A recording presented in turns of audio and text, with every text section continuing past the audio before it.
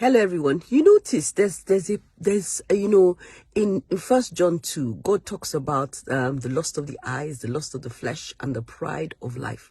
The lust of the eyes. Psalm 101, David says, tells us that he's made a covenant with his eyes. He will not behold iniquity.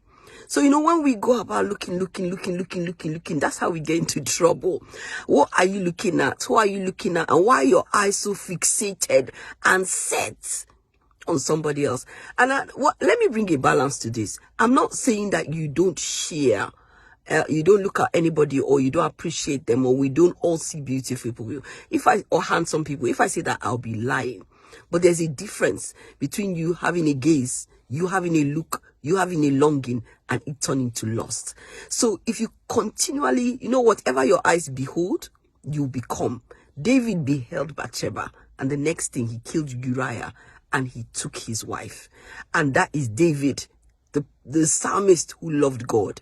So we need to be careful with our eyes. When you're walking down the street or walking down the road, or you see somebody else who is covenanted to someone else, maybe their spouse, or even not even covenanted, in the girlfriend-boyfriend relationship, and they're staring at you, give them a glare and tell them, I'm not available. Number one. Tell them, number two, with your glare and your look, or your disinterest, not your I'm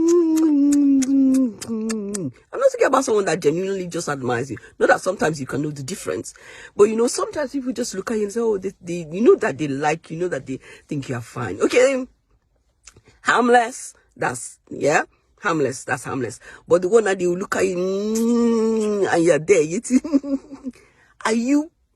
what are you doing? What are you doing? Are you helping your sister out? Or are you, pulling her down and getting, I'm not saying it's her fault or whatever. Just, but you understand what I'm trying to say. So just say, honest people are looking at me, in my mind, I pretend they don't exist. They don't exist. I give them a glare sometimes to say, focus. Look at your wife. Look at your partner. She's pushing the buggy. She's holding onto her phone. She's carrying a bag. And you're there strolling by her side, looking at other people. Mind your business. Those are not the people who I want to even have, who I even want to even admire me. Because as far as I'm concerned, they have what my dad used to call long throat. That means you are covetous, lusting. You have one, but you want more. Greedy longings of the eyes. Okay, that's me. I'm a gist. God bless you. Have a great day.